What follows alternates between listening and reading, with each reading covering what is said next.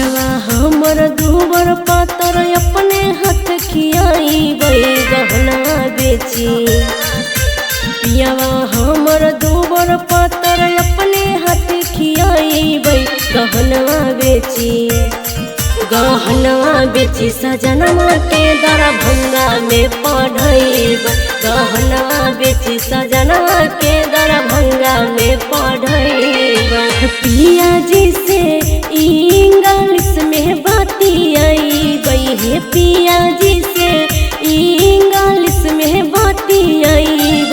गहना बेची सजनवा के दरभंगा में पढ़ैब।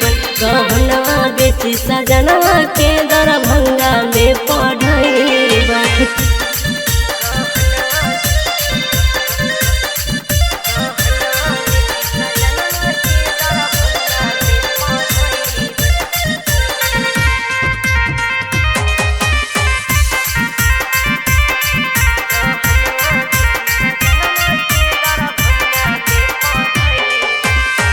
पिया जी के भेजबै नाही दिल्ली बेंगलोर गे। भले खोले पड़तै किराना स्टोर गे। पिया जी के भेजबै नाही दिल्ली बेंगलोर गे। भले खोले पड़तै किराना स्टोर गे।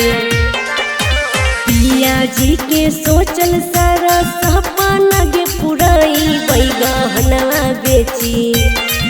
गहना बेची सजनवा के दरभंगा में पढ़ैब। गहना बेची सजनवा के दरभंगा में पढ़ैब।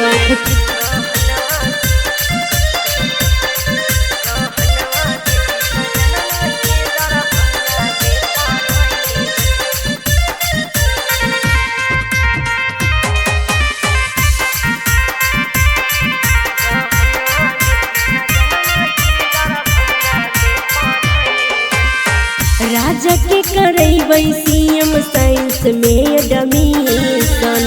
कृष्णा सर से सब दिन पढ़ैबै गे ट्यूशन।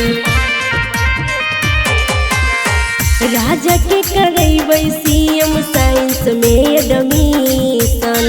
कृष्णा सर से सब दिन पढ़ैबै गे ट्यूशन। धर्मवीर उमेश दीवाना नरस के गे देखाइबै गहना बेची। गहना बेची सजनवा के दरभंगा